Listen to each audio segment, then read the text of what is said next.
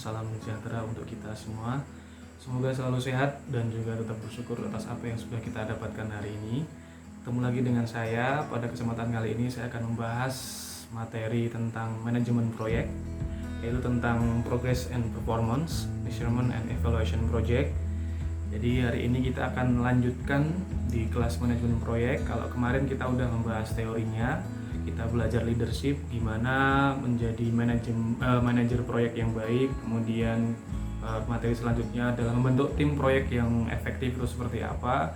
Kemudian materi selanjutnya adalah kita partnering ya, kita mencari partner dan juga membentuk atau membuat kontrak yang baik untuk proyek kita itu seperti apa. Nah, hari ini kita masuk ke teknis kembali, yaitu kuantitatif. Secara kuantitatifnya, jadi di manajemen proyek itu kita akan coba menggunakan tools selain di MS Project yang kita bahas di praktikum.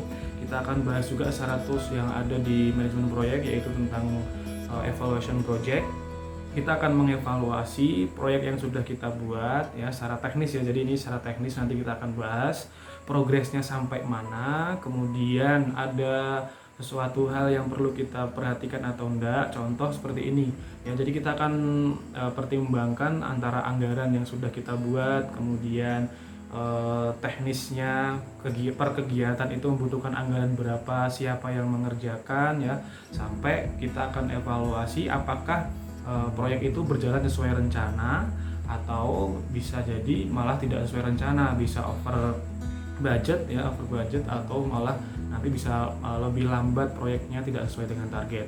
Makanya nanti kita akan lebih lanjut bahas terkait dengan teknis tersebut seperti apa. Kita akan bahas secara konsep, nanti kita akan bahas sambil kita bahas kasusnya ya. Jadi nanti akan saya berikan kasus soalnya sambil nanti kita kerjakan, sambil kita bahas juga teorinya atau konsepnya seperti apa ya. Jadi kita akan nanti lebih dalam lagi dan juga lebih lanjut tentang baik itu teknis ya secara konsep maupun secara teknis kualitatifnya tuh seperti apa. Paling seperti itu. Lebih lanjutnya nanti kita akan lihat secara konsepnya di materi hari ini. Nah, pada tahap pertama ini kita akan bahas konsepnya dulu. Ini sudah saya kirimkan juga ya materi untuk progress and performance, measurement and evaluation project. Jadi kalau kita sebagai seorang manajer proyek, paling nggak kita harus bisa paham gimana caranya memonitor sebuah proyek yang sedang kita laksanakan. Nah, ada beberapa hal. Yang pertama, kita paling nggak pada saat kita mau memonitor itu ada beberapa pertanyaan lah, paling nggak kita harus bisa pahami dan juga kita bisa jawab ya. Pada saat nanti kita mau melaporkan progres dari proyek yang sedang kita kerjakan itu bisa valid dan juga lengkap. Jadi yang pertama adalah pada saat kita mau memonitor sebuah proyek ya.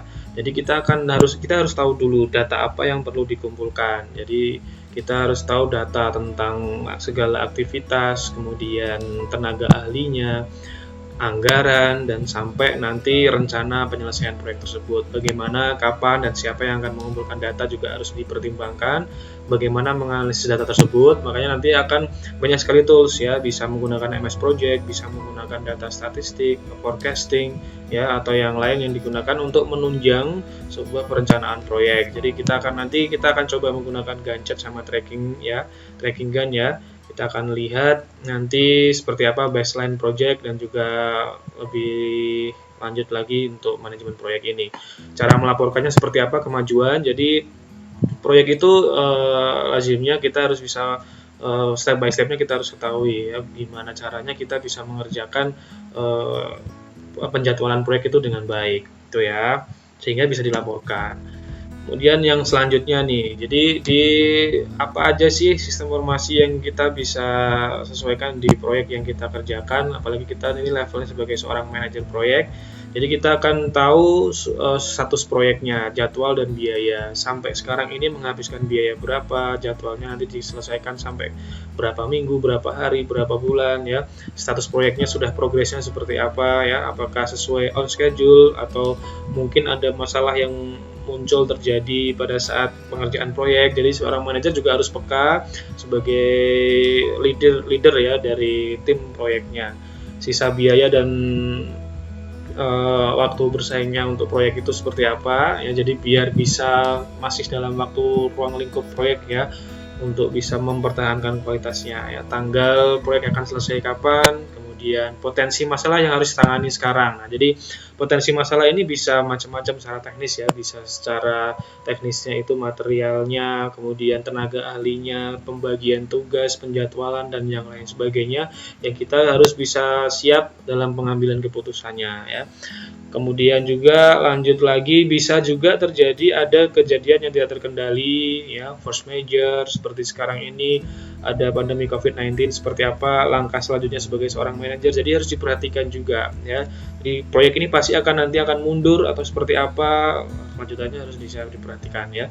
Biaya dan jadwal apakah sesuai on schedule atau enggak, kemudian perakiraan terlampaunya waktu, nah itu tadi ya, apakah ini sesuai on schedule atau lewat waktunya. Itu jadi kalau kita mau monitor proyek, jadi ada beberapa hal yang ini harus diperhatikan.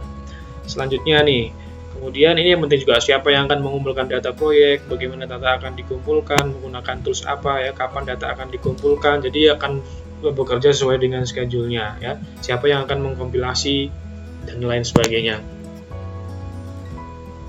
Report nih juga sama ya, siapa yang akan menerima laporan, kita melapor kepada siapa, bawahannya siapa ya, juga rentang kendalinya gimana ya, siapa ini proyek itu timnya berapa orang dan juga lain ya. Jadi monitornya sangat luas sekali, tapi nanti kita akan hari ini kita lebih detail terkait dengan teknis untuk memonitornya seperti apa ya.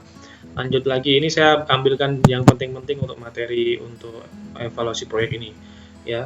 Formatnya seperti apa sih kalau kita mau melaporkan progress report itu ya, kemajuan sejak laporan terakhir itu seperti apa pada saat kita project itu udah on progress. Nah itu juga jangan dibiarkan begitu aja, jadi kita juga harus rajin-rajin mengevaluasi dan juga secara awamnya adalah sidak ya, sidak proyek ini sudah sampai mana sih, apakah tenaga ahli kita mengerjakan sesuai dengan tugasnya atau enggak ya, sesuai jadwal, biaya yang dikeluarkan atau direncanakan, cakupannya sudah sesuai atau belum ya. Kemudian dikumulatifkan, apakah ini trennya ini gimana nih ya, nanti ini berpotensi apakah menambah biaya ataukah berpotensi nanti akan mundur, pasti akan ada trade off-nya. Kalau kita ingin mempercepat pasti akan menambah biayanya pasti akan bertambah ya, tapi konsekuensinya pasti akan jadwalnya sesuai dengan target atau lebih cepat. Jadi sebaliknya itu trade off yang pernah kita bahas sebelumnya juga ya. Kemudian masalah yang mungkin terjadi apa aja sih, jadi tindakan resolusi masalah sebelumnya harus dilakukan. Jadi kalau kita nggak cepat-cepat menyelesaikan masalah ya pasti akan ya siap-siap aja ini akan membengkak anggarannya atau malah proyeknya akan mundur ya. Varian penyimpangannya apa aja, bisa macam-macam ya tadi ya, anggaran, jadwal ya. Kemudian sebagai seorang manajer juga harus tahu tindakan korektifnya apa yang direncanakan ya, juga jangan asal mengambil keputusan, tapi juga kita harus bisa mengambil keputusan yang tepat ya, dan juga sesuai dengan data yang ada di lapangan di proyek kita. Nah, jadi emang ya lumayan kompleks pekerjaan dari seorang manajer proyek ya, apapun manajernya lah pasti juga harus bisa mempunyai jiwa leadership-nya, kemudian tim proyek kita juga harus solid, kemudian juga bisa secara teknisnya mengerjakan sesuai dengan schedule ya, dan juga keahlian masing-masing. Lanjut lagi untuk mengontrol prosesnya, jadi nanti kita akan menggunakan beberapa tools ya. Kita nanti secara proses ya, secara kontrolnya itu akan membandingkan kinerja aktual ya terhadap rencana. Jadi nanti kita akan lihat rencananya seperti apa, aktualnya gimana. Pasti akan ada beberapa perbedaan ya. Bahkan ya kalau itu sesuai dengan rencana bagus, tapi ya aktualnya bisa jadi lebih cepat, bisa jadi sesuai dengan rencana, bisa jadi juga malah mundur atau tidak sesuai dengan yang direncanakan. Nah, itu juga seorang manajer juga harus tahu ya apa yang harus dilakukannya ya. Nah, toolsnya apa? Bisa menentukan rencana awal, jelas lah pasti ya. Rencana awalnya seperti apa, baseline plan-nya gimana ya. Ini akan diselesaikan dalam waktu berapa minggu, kemudian biayanya berapa. Selanjutnya juga kita harus bisa seorang manajer mengukur kemajuan dan kinerja. Ini seolah-olah contoh nih, direncanakan dalam waktu 20 minggu. Nah, jangan sampai kita telat mengevaluasi. Contoh 10 minggu kita harus evaluasi. Ya, kira-kira ini potensinya gimana? Potensi sesuai schedule atau potensinya lebih cepat atau lebih lambat? Atau ini biayanya gimana nih, sampai 10 minggu itu lancar atau enggak? atau kemungkinan malah biayanya tambah lagi atau gimana ya. Membandingkan rencana terhadap aktual ya, pasti jelas lah ya rencananya gimana, aktualnya gimana, sehingga kita bisa cepat mengambil keputusannya ya, mengambil tindakannya seperti apa. Toolsnya apa? Bisa tracking and baseline Gantt chart ya. Gantt chartnya kita nanti akan buat secara manual ya, kita akan coba secara rinci pengerjaannya, kemudian control chart. Jadi kita bisa tahu seberapa jauh proyek kita udah terlaksana, apakah sesuai dengan schedule-nya atau tidak ya. Nah, ini nanti saya lewati aja yang materi untuk yang interpretation-nya. Nanti ya, ini pasti kan ini tujuan akhirnya kan ini nanti di materi hari ini. Apakah dari proyek itu di bawah dari anggaran yang sudah direncanakan, apa sesuai dengan anggaran ya. Cost personal performance index-nya, cost performance index-nya seperti apa over cost ya, melebihi budgetnya ya. Schedule-nya gimana, lebih cepat dari rencana, on schedule, tepat ya, atau lebih cepat, lebih lambat ya, behind schedule, jadi lebih lambat dari yang direncanakan. Nah, ini juga nanti akan ada earn value rules ya. EV rules itu adalah gimana caranya sebuah anggaran atau perencanaan anggaran itu diimplementasikan ya. Jadi nanti akan ada 3 kategori earn value rules ya. EV rules itu ada 1, 2, 3. Jadi kalau nanti di aplikasi atau implementasi pencairan anggaran itu ya. Jadi kalau 1 itu asumsinya adalah dari kredit anggaran, jadi pencairan anggaran itu diperoleh sekaligus dan hanya ketika pekerjaan selesai, jadi di akhir periodenya. Contoh aktivitas A itu diselesaikan dalam waktu contoh 7 minggu ya, berarti anggaran untuk aktivitas A itu ya turun pada saat di hari ke-7 atau di akhir minggu itu untuk dicairkan. Itu yang pertama. Yang kedua itu 50-50, jadi di awal sama di akhir ya, 50% nilai anggaran di awal, kemudian ya dicairkan di awal sama di akhir. Contoh anggarannya 20 juta, ya berarti di awal 10 juta, di akhir 10 juta untuk penyelesaian proyeknya. 3 itu terdistribusi merata. Contoh tadi ya, dalam 7 minggu itu kalau anggarannya berapa ya tinggal dibagi rata aja 7 minggu. Ya berapa ya. Kalau 70 juta dalam 7 hari atau 7 minggu ya sesuaikan aja, dibagi. Ya, kalau 7 hari ya berarti per harinya berapa, kan gitu, terdistribusi merata sampai nanti pekerjaan itu diselesaikan. Ya. Itu materi untuk paling ini saya ambil penting-pentingnya aja untuk evaluasi proyek, yang penting-penting yang mana. Paling nggak saudara bisa paham kalau seorang manajer itu mengerjakan atau menyelesaikan sebuah proyek itu apa aja yang perlu dipersiapkan ya, dan juga untuk progres pelaporannya seperti apa. Nah, untuk mempermudah penjelasan saya, untuk membantu saudara, saya sudah buatkan kasusnya ya. Nanti ini masih lanjutan seperti materi-materi sebelumnya tentang networking seperti ini. Jadi ini kasusnya yang nanti akan kita bahas lebih lanjut ya untuk materi hari ini, biar kita sambil menjelaskan konsep sambil mengerjakan kasusnya seperti apa. Saya akan menggunakan Excel untuk mengerjakannya. Ya, ini saya ringkas kembali. Jadi nanti kita akan mengerjakan salah satu kasus ini. Ya, nanti dikerjakan, saya akan bagi 2 tahap ya, biar tidak terlalu banyak. Nanti saudara bisa bahas dan juga bisa pahami dengan baik. Di kasus ini akan ada kasus seperti ini ya. Ini ya, data awalnya adalah ada aktivitas proyek itu A, B, C, D, E, F, G. Jadi A sampai G ada aktivitasnya. Kemudian ada kegiatan pendahulu, ada predecesornya ya, seperti materi-materi networking sebelumnya ya, ada PERT ya, ada crashing juga pasti akan membuat networking sama. Jadi langkah awal nanti kita akan kerjakan dulu networkingnya ya. Ada durasi seperti biasa. Nah, ini yang tadi ya, earn value rules-nya ya, EV rules-nya. Di aktivitas A itu 3 artinya apa? Tadi sudah di materi di sebelumnya ya, nanti lebih lanjut nanti pada saat pengerjaan saya akan jelaskan ulang lagi. Ada EAC, ada BCWS, nanti kita akan coba lanjut ya, apa aja pengertian itu. Ya. Nah, untuk mengerjakan kasus ini paling enggak kita harus bisa pahami juga konsep-konsep dari, mungkin akan ada istilah-istilah yang akan muncul nanti Yang pertama nanti di kasus ya ada BCWS, budgeted cost of the work schedule. Ini biaya yang dianggarkan untuk pekerjaan yang dijadwalkan. Jadi ini adalah perencanaan anggaran yang awal ya, untuk menyelesaikan proyek itu anggarannya berapa. Jadi ini biaya yang dianggarkannya ya. Kemudian ada BCWP-nya ya, itu adalah anggaran pada saat rencana itu dilaksanakan. Jadi setelah dilaksanakan anggarannya, nah ini sesuai dengan schedule atau enggak ya, anggaran pada saat rencana itu dilaksanakan. Lanjut lagi actual ya, ACWP, biaya aktual sampai pekerjaan selesai. Ada pembiayaan atau ada anggaran yang direncanakan, ada biaya aktualnya. Biaya aktualnya itu realisasinya gimana, sesuai rencana atau enggak ya.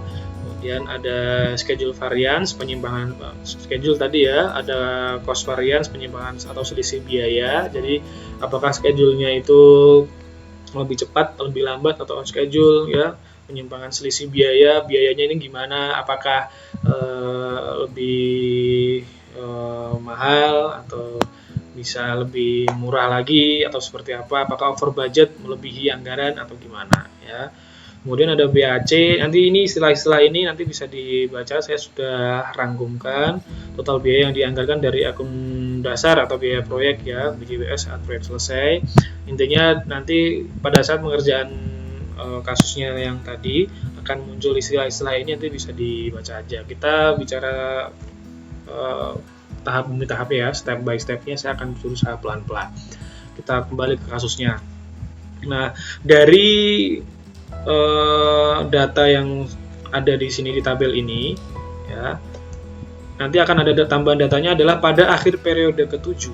Nah, berarti kan nanti kita harus tahu dari data tabel ini, kita akan tentukan berapa minggu atau proyek ini sampai selesai itu dikerjakan itu berapa, waktu kritisnya berapa, bisa minggu, bisa sehari ya. Jadi kalau nanti di sini satuannya minggu ya berarti berapa minggu kan, seperti itu ya. Nah, pada akhir periode ke-7 ini tambahan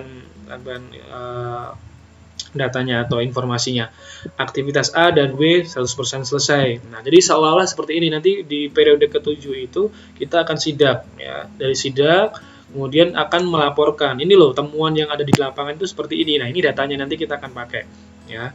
Aktivitas A dan B 100% selesai, C, D, F in progress ya, C selesai 60%. Nah, jadi ini kalau semuanya kita sidak itu seolah kita sidak langsung minggu ke-7. Nah, inilah hasilnya. Ini sesuai dengan yang nanti kita akan coba bahas ya. Tapi langkah pertama dulu kita harus tentukan dulu ya. Tentukan dulu networkingnya seperti apa. Ya, nanti ini lebih lanjut untuk bisa kita analisis ya progres dari reportnya. Jadi tujuannya dari kasus ini adalah apa sih? Ada 5 ini ya. Nanti akan lumayan panjang untuk pengerjaannya, untuk bisa menyelesaikan kertas kerjanya. Nanti kita akan lihat ya baseline project sama project statusnya, kemudian menghitung cost variance-nya, schedule variance ya, sampai untuk menghitung nomor 5-nya persen complete index budgetnya ya. Nah, langkah awal untuk mengerjakan kasus ini, saudara cukup mengerjakan networkingnya ya. Jadi kalau saudara siapkan ini, nanti karena saya nggak akan bahas detail untuk networking ya, karena saudara udah pahami ini atau sudah pelajari ini di materi sebelumnya. Paling nggak saudara harus bentuk gambar sesuai dengan aktivitas yang ada, predecessornya apa ya, ini ya, tinggal nanti dimasukkan. Ini saya sudah buatkan gambarnya seperti ini ya, tinggal nanti disesuaikan. Ini berdasarkan dari soal yang ada di sini ya, dari aktivitas sama predecessornya. Nah, kita bisa ketahui bersama, nanti data ini akan kita pakai untuk mengerjakan baseline projectnya. Nah, gimana untuk mengerjakan baseline-nya? Jadi kita harus tentukan dulu kapan proyek itu selesai direncanakan, waktu kritisnya berapa. Nah, sesuai dengan pedoman yang sudah kita bahas di kelas sebelumnya. Di sini ada early start, ada aktivitas ya, ada early finish, kemudian ada slack ya, berapa waktu menganggurnya, kemudian let's start, durasi ini ya, saya udah pindahkan angka-angka untuk durasinya, ini dari sini duration ini, kemudian ini aktivitasnya, ini predecessornya. Jadi sudah gambar, saya udah siapkan tabelnya untuk pengerjaan networkingnya ya, ada let finishnya. Seperti biasa kita bisa coba langsung ya, ini seperti ini 4 masuk, ini 4, ini 4 juga, 9, ini 4, ini berapa, 7, ini sama 3. Lanjutkan dulu untuk yang sini 9, ini 11. Lanjut dulu, ini ada 3, ada 4. Di sini pakai yang terbesar ya. Ini dimulai, untuk memulai aktivitas F-nya harus nunggu dari A sama B. Ini B-nya 3 hari, ini 4 hari, jadi ini kalau kayaknya 4, ini 9, kemudian ini ada 7, 9, 11 untuk mengerjakan yang G. Berarti di sini kayaknya pakai 11 ya, di minggu ke 11, 12. Nah, ini sudah kita bahas sebelumnya ya. Pasti saudara bisa mengerjakan dengan mudah lah kalau ini ya. Jadi ini kalau satuannya minggu, berarti proyek akan direncanakan selesai dalam 12 minggu. Nah, kita tinggal ini secara forwardnya, backwardnya seperti biasa, seperti ini 11, ini 11, kemudian kurangi 2, ini 9, ini 11, kurangi 5, 6, ini 9, ini 4, 11 juga, 8, kemudian ini 4, 0, oke ya, ini 6, ini 3. Oke ya, jadi kita dari sini udah ketahuan nih jalur kritis sama slacknya. Ini 0, berarti ini jalur kritisnya pasti. Ini slacknya 4, ini 2.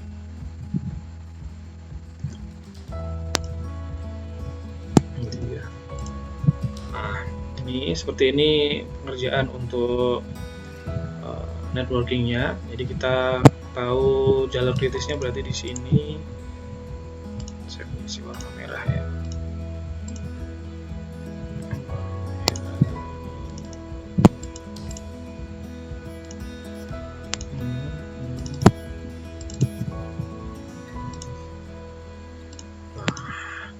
Networkingnya, jadi paling nggak sudah harus pahami dulu ya. Ini ada early start, early finish, let's start, let's finish, karena nih angka-angka ini nanti kita akan pindahkan. Nah, setelah kita selesaikan networkingnya, kita bisa ketahui dari hasil kerjaan kita tadi, yaitu apa, waktu kritisnya berapa, ini 12 minggu, kemudian apa, jalur kritisnya itu apa nih, A, C, E sama G seperti ini. Kemudian slack nanti bisa dihitung sendiri ya, slacknya ada di ini 3, 4, 2 ya, karena di soal tidak ditanya, coba nggak ditanya ya ini jumlah slacknya berapa, tapi kalau soal pun pengen menghitung slack bisa ketahuan ya. Nah, setelah selesai mengerjakan networkingnya, langkah selanjutnya adalah kita mengerjakan baseline-nya ya, seperti ini. Ini sudah saya buatkan defaultnya.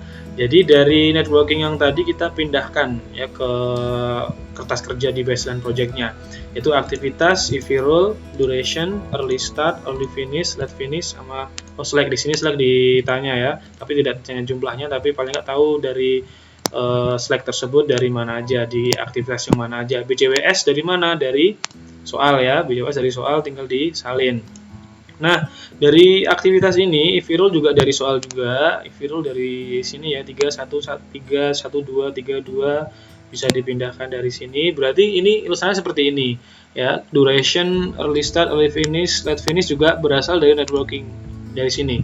Jadi kuncinya saudara dari sini. Kalau saudara udah salah menentukan atau mengerjakan networking, ya udah pasti akan ada kesalahan juga untuk langkah-langkah selanjutnya, karena ini serial ya. Di sini salah pasti ke belakang akan salah juga. Nah, selanjutnya bisa dipindahkan. Ini kebetulan saya sudah pindahkan semuanya ke sini. Tinggal ini berasal dari networking yang tadi. Nah, ilustrasinya seperti ini. Contoh, saya ambilkan contoh seperti ini. Aktivitas A. Ya, aktivitas A itu EV rule-nya 3. Tadi materi yang sudah kita bahas juga, EV rule 3 itu artinya apa sih? EV rule 3 itu artinya terdistribusi merata. ya berarti anggarannya itu akan dialokasikan atau dicairkan ya, untuk kredit anggarannya itu terdistribusi merata selama berapa, 4 hari atau 4 minggu ya, kalau tadi kan satuannya minggu ya, 4 minggu ini. Nah, gimana ilustrasinya? Berarti aktivitas A itu dikerjakan pada hari ini, pada hari awal ya, kemudian early finish-nya berarti selama 4 hari. Nah, ini yang penting ya. Berarti nanti aktivitas A itu 4 hari, IFIRO-nya 3, untuk anggarannya adalah 28 dalam jutaan ya, karena di sini nanti kita ringkas. Nah, gimana cara membuat baseline-nya? Nah, yang pertama adalah kita tahu duration sama early start. Early start-nya 0, berarti di aktivitas ini dikerjakan mulai dari awal. Berapa minggu mengerjakan untuk aktivitas A? Durasinya adalah 4, berarti nanti kita seperti ini ya, berarti kita akan buat di baseline-nya adalah selama 4 minggu seperti ini ya. Saya aktifkan dulu, nah ini biar lebih mudah ya. Nah, contoh nih, berarti kan nanti kita di sini. Dari mana ini kenapa saya harus 4? Karena di sini durasinya adalah 4 minggu. Aktivitas A itu dikerjakan selama 4 minggu. Kenapa ini mulainya dari sini? Karena ini mulai awal ya. Kalau sudah lihat di sini, dia belum ada kegiatan pendahulu. Berarti dia mulai dari hari ke-0 atau hari awal proyek itu dilaksanakan. Ya, 4 minggu. Nah, kemudian IFIRO-nya 3. 3 itu terdistribusi merata, berarti anggaran 28 ini terdistribusi merata ke 4 minggu yang ada di sini ya. Berarti kalau di sini 28 kemudian ada 4 minggu, berarti gimana? 28 dibagi 4 ya, durasinya 4, terdistribusi merata IFIRO ya. Jadi ini harus diperhatikan karena tiap aktivitas dia memiliki IFIRO atau pencairan anggarannya berbeda-beda. Ya, jadi kita harus tentukan karena kan kebetulan di sini 3 terdistribusi merata. Berarti gimana? 28 bagi 4 berarti 7 di minggu pertama, 7 juta di minggu kedua, 7 juta di minggu ketiga, 7 juta di minggu keempat. Ya. Ya, jadi lihat ya. Aktivitas A IFIRO 3 terdistribusi merata, early start-nya dari 0. Berarti dimulai dari awal ya. Dari awal proyek itu dilaksanakan. Gitu ya. Lanjut sekarang B. B itu durasinya 3, IFIRO-nya 1. Lihat ya, IFIRO 1 itu adalah alokasi anggaran di akhir periode. Berarti durasinya 3, di minggu ketiga baru akan dicairkan anggarannya. Anggarannya berapa sih? 12. Nah, berarti kita harus tahu dulu durasinya 3, B. 3 dulu seperti ini kan. Nah, berarti 3. Nah, 3 itu anggarannya adalah berapa tadi? 12. IFIRO-nya 1. Alokasi anggaran di akhir periode. Berarti anggarannya itu direncanakan akan dicairkan di minggu ke-3. Nah, seperti itu. Lanjut sekarang ya. C itu IFIRO-nya 3, berarti nanti terdistribusi merata. Kemudian lanjut lagi, early start-nya adalah 4. Nah, ini harus hati-hati yang ini. Lihat ya, C itu kegiatan pendahulunya adalah A. Berarti untuk mengerjakan C, A itu harus selesai dulu. A selesai di minggu keempat, C baru bisa dimulai. Berarti kan contoh diilustrasikan aja minggu keempat sore selesai. Berarti untuk mengerjakan aktivitas C itu berarti di hari berikutnya setelah A itu selesai. Kalau di baseline-nya itu ya, ini kan berarti kan untuk mengerjakan C itu dari A-nya selesai di sini. Ya, berarti mulai mengerjakan yang C itu berarti di sini ya, dari awal dari hari atau minggu kelima. Ya. Nah, berarti gimana? IFIRO-nya 3 terdistribusi merata, durasinya 5, berarti kita arsir 5, 1, 2, 3, 4, 5. Kenapa ini mulainya dari sini? Lihat di early start-nya 4. Ya, 4 di sini harusnya kan di sini kan 4, tapi aktivitas C itu dikerjakan atau dilaksanakan setelah aktivitas A itu selesai. Nah, berarti selesai baru mengerjakan yang C. Kemudian IFIRO-nya 3 terdistribusi merata, kalau ini 50, ininya untuk menyelesaikan durasinya adalah 1, 2, 3, 4, 5, berarti 50 dibagi 5, berarti berapa ini tiap minggu? 10, kemudian di sini 10 lagi, 10, 10. Nah, ini kalau ini butuh ketelitian yang ekstra kalau ini ya, berarti mau sudah harus bisa teliti dari pekerjaan networking tadi ya. Lanjut ya sekarang ya, yang D. Yang D itu IFIRUL-nya 1. IFIRUL 1 itu adalah alokasi anggaran di akhir periode. Nah, D itu dikerjakan early start-nya adalah 4. Nah, berarti sama nih. Jadi sama C sama D sama. Jadi kan mulainya dari sini. Ya, durasinya adalah 3, arsir 3. Warna kuning lagi ya. Kemudian IFIRUL-nya 1, alokasi anggaran di akhir periode. BJWS-nya anggarannya berapa? 18. Berarti tulis di sini 18. Ya. Udah ya, yang penting saudara ini teliti aja, ini gampang Pak. Nanti kalau saudara udah terbiasa, udah nanti ya.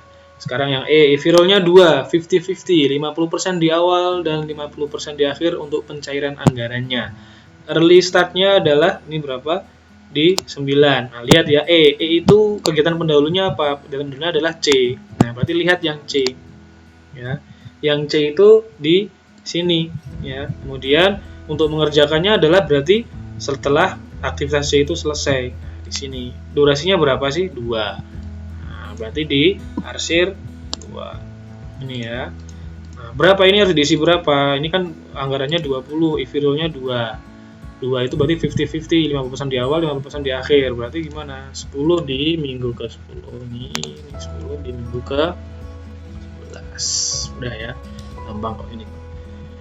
Lanjut yang F sekarang ya, untuk mengisi F, IFIRUL-nya 3. IFIRUL 3 itu apa sih? Terdistribusi merata, berarti nanti dibagi rata, durasinya 5. 25 untuk anggarannya dibagi 5, berarti masing-masing minggu per minggunya akan dicairkan 5 juta atau satuannya nanti apa ya.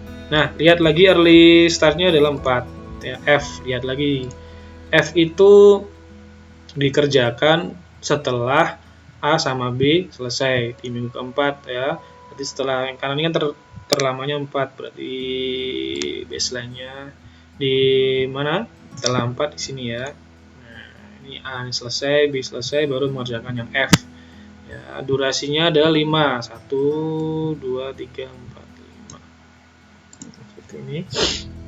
25 dibagi 5 karena di sini terdistribusi merata ya. Berarti 5.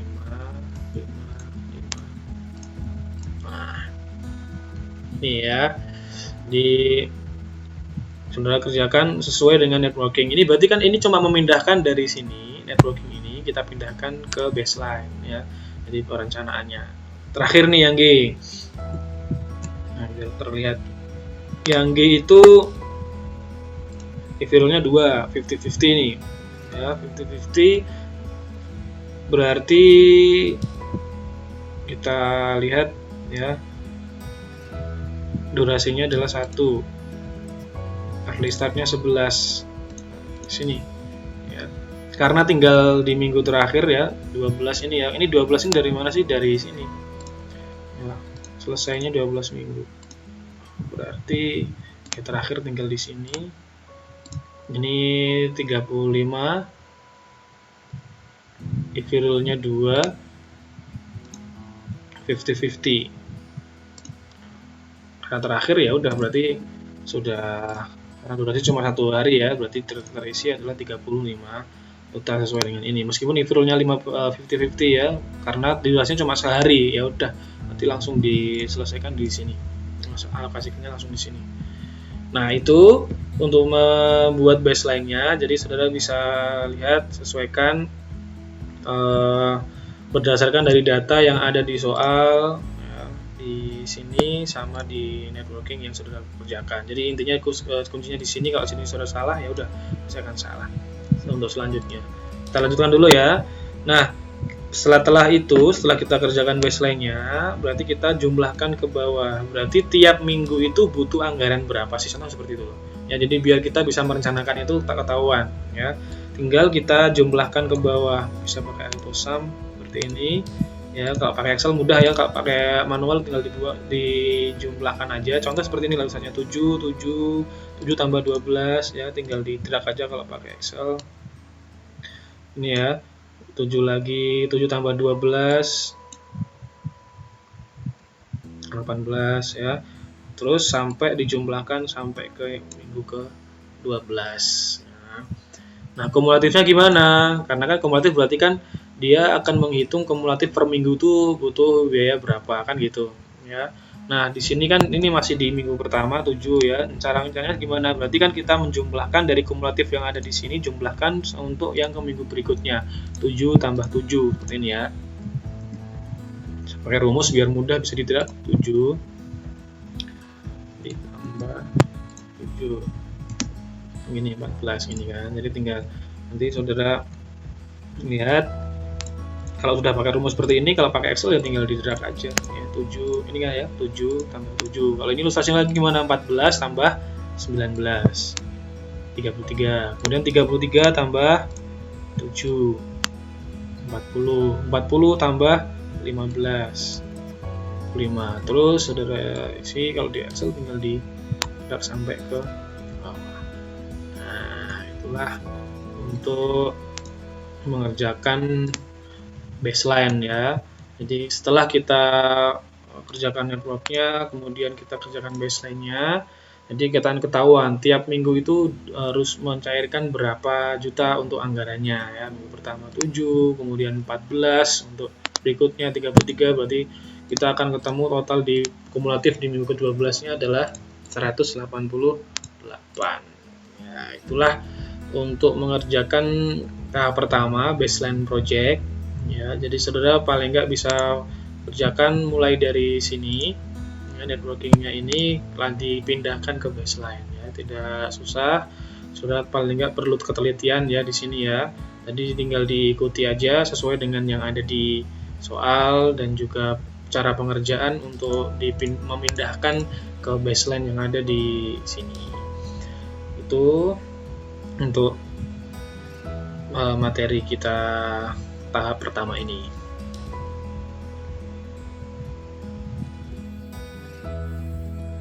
Demikian pembahasan kita kali ini. Jadi nanti kita akan melanjutkan di video part keduanya. Jadi part pertama kita sampai di sini dulu, paling nggak saudara bisa pahami dengan baik konsep dan juga cara pengerjaan dari kasus tersebut yang sudah kita bahas tadi, dan juga saudara bisa mengetahui step by stepnya untuk mengerjakan, dan juga saudara tujuan mengerjakan ini apa, paling nggak bisa tahu konsepnya. Jadi tidak hanya mengerjakan menuliskan angka-angkanya, tapi bisa tahu maksud dari kita mengerjakan itu apa, dan juga konsepnya dari part pertama tadi yang sudah kita bahas itu bisa difahami dengan baik. Mungkin seperti itu dulu video part pertamanya, kita lanjutkan nanti di video part kedua. Semoga dapat diambil manfaatnya. Mohon maaf jika ada salah-salah kata. Jangan lupa bersyukur hari ini. Kita ketemu lagi di video berikutnya. Wassalamualaikum warahmatullahi wabarakatuh.